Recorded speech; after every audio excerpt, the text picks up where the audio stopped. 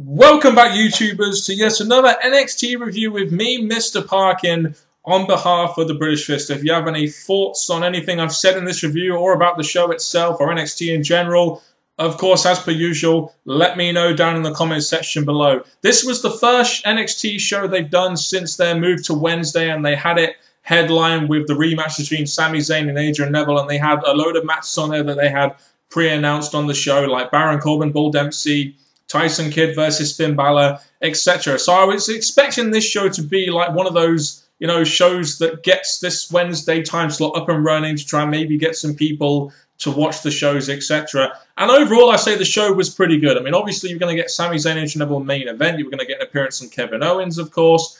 Tyson Kidd, Finn Balor, you expect a good match from them. The Divas usually deliver. Baron Corbin versus Bull Dempsey is a match that I've been quite anticipating for some time, just purely based on how they've both been built as, as wrestlers per se. So I was expecting a little bit from the show, I really was. And I didn't watch it on Wednesday. I watched it today on Thursday because that's just the way I prefer to do it. I've just got more free time on a Thursday, and I prefer to watch it after it's been post-produced and on the internet rather than live, etc. So with all that out of the way, I'm going to get on to this review. I think it was a good choice to open up with Tyson Kidd versus Finn Balor, mainly because these guys don't really have any storyline reason to fight, but at the same time, these two guys are going to go out there, put on a pretty good opening match for the crowd and get them really pumped up for the show. So I saw no problem with having this open the show, despite the fact that, it could really have been a lot later on this show if necessary. But like I said, these guys have no real storyline reason to face off, other than Tyson Kidd's will to get rid of all the young talent in the NXT, and maybe the DQ finish they had when the last faced off meant there was some unfinished business between the two.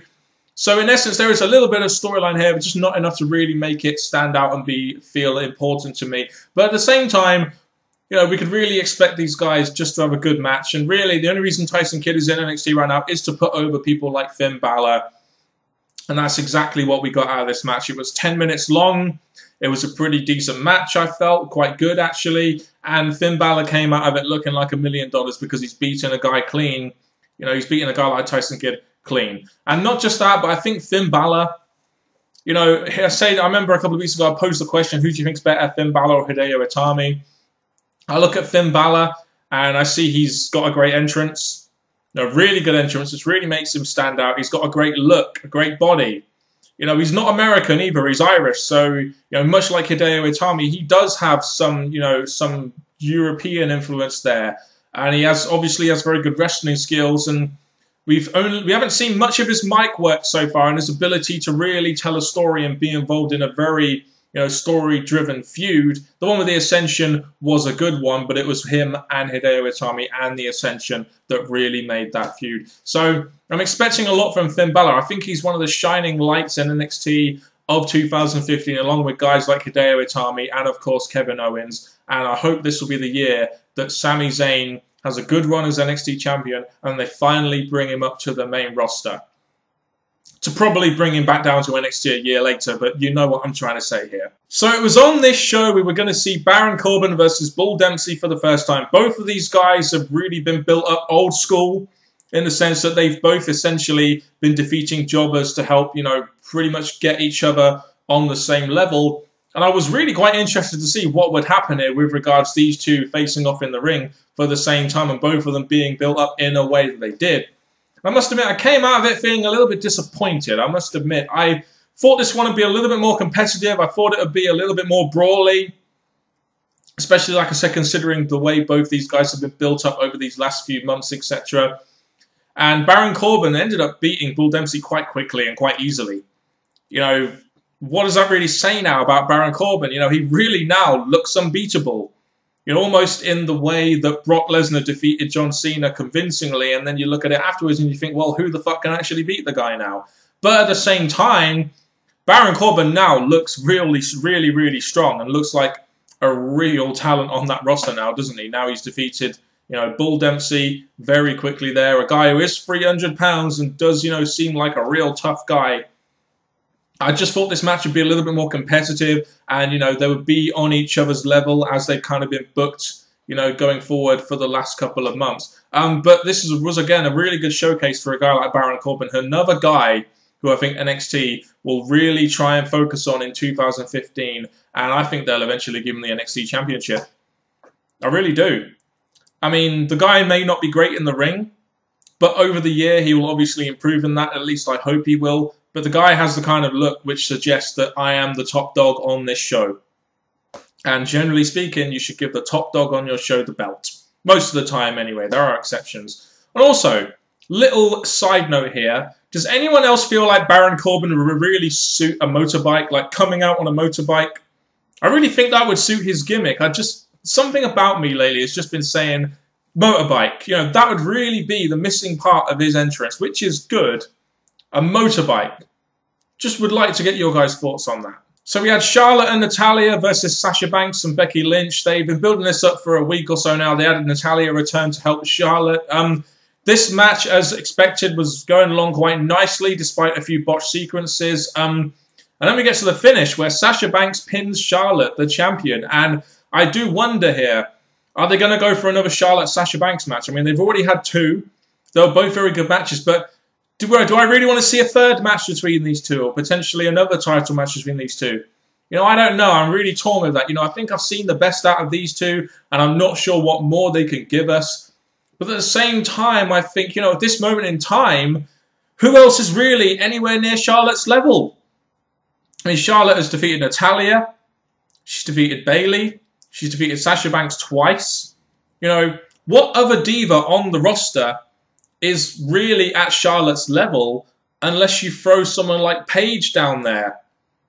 You know, or someone like that, or one of the Bella twins or something. That's the only way you can really determine, you know, that's the only way you can really give Charlotte a real viable competitive match. So the only real outcome I can see of this is Sasha Banks' way of getting the belt and moving Charlotte up to the main roster. Because I don't really see what else there is for Charlotte to do now. She's the most dominant alpha female diva on that roster. And I really think that it's about time that WWE brought up a new diva to put in the Divas division, to go after the Divas Championship. And that really, in my opinion, should be Charlotte. So as advertised, our main event for this NXT show was Sami Zayn, the new champion, versus Adrian Neville in a rematch for the NXT Championship. Their first match, of course, being at NXT TakeOver Our Evolution. Speaking of that show, you know, these guys were never going to be able to reach the level of drama, the level of raw emotion, the level of crowd investment, the level of storytelling, even really the level of match quality, because you generally save your big matches and your big moments for the big shows like the NXT TakeOver shows. And let's face it, the show at NXT TakeOver was really more about Sami Zayn's last chance. Can he beat the big one? And he did, despite the attack, of course, by Kevin Owens at the end. And this was really more about, can Sami Zayn keep that up after being taken out by Kevin Owens, after the injury he suffered. It was really more about, can this guy overcome the same obstacle that he did before, but keep the championship? And you know, that was really the story here, a very simple one. And even though they're never going to reach the level, like I said, of NXT TakeOver Our Evolution, it didn't stop them going out there and trying to give us another good main event, even though it did get a little bit quick towards the end, and, you know, that stuff in the middle, I wasn't really feeling that, you know, injury stuff in the middle that they had with Sami Zayn, etc. I don't know why they put that in there. But like I said, they went out there, had a good main event quality match for the NXT Championship, and it just means now that Sami Zayn can move on to Kevin Owens. You know, we had Kevin Owens attacking Sami Zayn after the match, which sent the crowd very eerily dead, by the way. Was anyone else feeling a bit like when that happened? Because the crowd just went dead. I thought there'll be some cheering or something, but the crowd just went very eerily dead. But it means now that Sami Zayn and Kevin Owens can go on their feud for the NXT Championship, which will be big going into WrestleMania season, in my opinion. And it also means that I believe Adrian Neville can now move up to the WWE roster, or the Raw and SmackDown roster, as there's been a lot of news lately of his impending, you know, return, or his impending debut on the WWE roster. And I just want to talk about that for just a little bit here. I haven't really talked about Adrian Neville being brought up to the main roster. And I think the main reason for that is just that I'm not really sure what WWE are going to do with the guy. Like, I see a guy here that's obviously very talented, but I don't really see a guy that Vince McMahon, who, you know, makes all the decisions here, not Triple H, I don't really see a guy who Vince McMahon would really put a lot into. You know, kind of like when Daniel Bryan debuted. I don't think Vince McMahon really wanted to put a lot into him, but I think it took a lot of hard work for him to eventually win Vince McMahon over. And that's where I really feel Adrian Neville lies here. I think if he's, you know, if he's going to be a success in the WWE, it's going to take a lot of work, a lot of striving for him to do so. I don't necessarily have a problem with them giving him this Mighty Mouse gimmick, etc. I just don't see why they can't just debut him as he is in Adrian Neville. I mean, that's the character that he's been working on all through NXT and really been, you know, working on it since he debuted in the WWE. So why give him a different gimmick? Maybe it'll just be Adrian Neville's gimmick, but, you know, with a bit of Mighty Mouse there. I don't know. I've just been hearing that they're going to be giving him this Mighty Mouse gimmick, and I'm just wondering why he can't just be Adrian Neville. So really, I'm not sure that Adrian Neville will be a success on the main roster. I think it'll be another one of those NXT talents that Triple H would really, really rave up to Vince McMahon. But Vince McMahon will look at him for 2 seconds and will just say, I don't really see why I should put any investment in this guy. That's just how I think this will go down, but you never know. So overall this week, I thought a very good show. I mean, you've got some finality in some places and some continuancy in some places as well, which essentially you want good wrestling and good storylines on this show, but you also want good storyline continuance as well. And yeah, we got a really good main event, which, you know, really put the finality to Sami Zayn versus Adrian Neville, but also continued on Kevin Owens versus Sami Zayn. So we've got finality here, but you continued on to the next few. You know, it looks like they're going to be going there with another Charlotte-Sasha Banks match in the NXT Women's Division. So we got a decent match there and some continuance there. We had Baron Corbin and Bull Dempsey come into blows. Even though I thought it was a little bit disappointing, I thought it was great to see these two guys in the ring.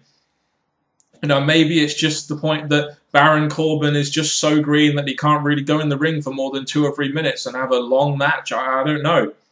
It was a little bit disappointing, but it was nice to see something there. You know, it's nice to see some finality there. Maybe they'll even continue on. I don't see the point why. You just have Baron Corbin defeat him quickly, but at least there was some continuance here. And, you know, Tyson Kidd, Finn Balor, despite very little storyline reason there, still went out there and had a pretty good match. So, plenty of good things about this show. And it's no surprise, really, as, you know, this was the first show they advertised on a Wednesday as they moved from Thursday to Wednesday.